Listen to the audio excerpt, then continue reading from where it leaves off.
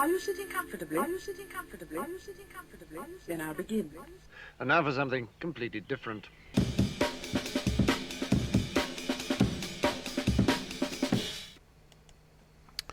Hey, what's happening, good people?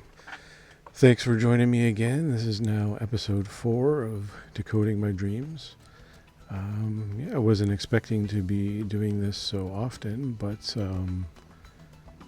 I guess I dream every night, so it seems like there's potentially no end of content as long as my dreams are fresh and I have more ideas, more problems to work on. The energy's still been pretty intense lately. Lots going on. Lots going on in the Schumann resonances and suns popping off, solar flares. Crazy things are happening in the world. Dreaming like a mofo. So one thing though to make it maybe a little bit lighter this time. I've been trying to work friendly, happy symbols into my dreams before I go to bed. It sounds a little cheesy, sounds a little funny, but I think of cute little critters. I think of kittens, bunny rabbits, squirrels, red squirrels, chipmunks, things that can kind of give me a little chuckle. A couple of days, it seems like the last 2 days, I've seen nothing but ermines in my feed, little short-tail weasels. So last night, it kind of followed in as a remnant into one of my dreams. I can't remember what my nightmares were. I was running from somewhere. But then out of my periphery, there was this tent. And the tent was bouncing around. The walls were banging. I could tell that there was some sort of critter inside that was dying to get out. He was freaking out. So I opened up the tent, and then buried in some blankets or something in the bottom, there was this little critter. It was not quite an ermine, but it was a little more like a hamster or something. It was he sort of crawled out, and when I opened up the tent, he crawled out to the outside and was very relieved and happy to be out of the situation. So I have these sort of things will happen a lot. I'll be in the middle of an extreme survival horror type dream, and then out of nowhere a kitten will pop up, or a couple of bunnies, or something that kind of pulls me out of the experience. I almost wonder if it's my subconscious way of pumping the brakes a little bit. Like, let's not wake up just yet. Let's see if we can work past this. Let's slow it down. Let's have a cute little interlude, and then we'll move on. Another example of this happened a couple of nights ago. There was a little black kitten in the bed in the dream that was sort of crawling through the blankets, and then kind of head-butted me and was rubbing heads with me, and it was a cute, happy moment. It's much nicer to wake up remembering that than whatever apocalyptic scenario was playing out that was, had me running from my life. Something, though, that was a little crazier, if you want to call it that, is a bit of I have a ghost cat. So I've always moved into this house about, I think it was 20 years ago, and on day one, there was a ghost cat that I could hear walking around. You could feel it jump on the end of the bed, and if you've ever had a cat, or I'm sure dogs do it too, but they sleep on the end of the bed and you feel it around your feet. So I've kind of gotten used to this over the years. I've felt like it's a comforting sort of presence. A ghost cat. Why not, right? So the other morning, I don't know, this was a couple of weeks ago, I woke up to the ghost cat jumping on the end of the bed. So it woke me up out of my sleep. I felt the little depression on the end of the bed. And I'm like, oh, okay, the ghost cat woke me up. But then it came up the bed and jumped, like pounced onto my chest, and was like trying to cuddle and play. And then he rolled around to my back and was lying against my back, all cuddling in. And I didn't know what was going on because I'm not dreaming at this point. At least I believe I was awake. I was in my seemed like real reality. I was in my bed. And I couldn't believe what was happening. I was a little scared just because if something that wasn't there jumped on my chest. Like, that's a little bit jolting, but I'm like, it's the ghost cat. Everything's fine. He wants to play. This is weird and unusual, but all right, I'm down. So after this, I kind of relax. Like, that was intense. And it's still pretty early, so I was able to fall back asleep. Now, in my dream, I'm in a park at night, and I hear a little meowing sound. So I kind of, put my hand down. I'm making little cat noises, and this cat sort of crawls out from the bushes, and comes up to me, comes down for me to pet him on the head, and then he just flops down on the ground, happy as can be. Just a real fatty orange cat, but just so fat it was ridiculous, and very happy. The funny thing is, though, I realized that in the dream it was a cat that I used to know called Mersh.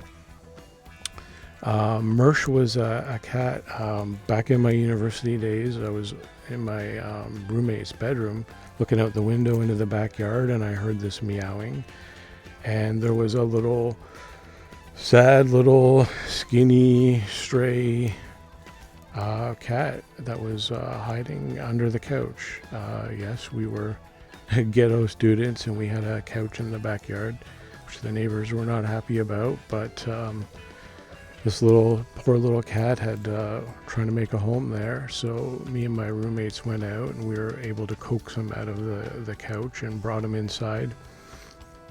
He was in really rough shape. He had a very long, painful healing journey. He hadn't eaten right for a long time, so he had some things to work out of his innards. But he had probably been in some sort of accident when he was a kitten, because he had 2 or 3 good crooks in his tail. It was shorter than it should be, and his one back leg had been broken but fused together in a really strange way that it was like a triangle, so his leg couldn't extend properly anymore, so he had to hop. We were a student house, but we all loved Mersh. He got special treats. He got catnip. We'd buy him a roll of paper towels once in a while that he would just tear the heck out of. It was always fun for him and us. He had a good life. It never occurred to me that my ghost cat could have been Mersh. I don't know why, I guess. But for whatever reason, on this day, he wanted to let me know that he was the one that was hanging around. And not only that, but how well and happy he is in the afterlife. You see, with his bad leg, he never really could have been a real big fat cat. That leg wouldn't have got him around like it did. So in the afterlife, he was literally a fat cat, relishing in the freedom of being able to eat as much as he wants and being fat and happy with a beautiful coat of fur. So that was a pretty cool experience of, a ghost pet crossing over into the dream world to actually, show himself and take the narrative further. That's pretty wild. So yeah, that's probably a lot to swallow for some folks. Take it with however many grains of salt seem fit. But I've definitely heard plenty of pet ghost stories out there, so I know it happens, and would love to hear about it if you have an old pet that hangs around to keep watch on you.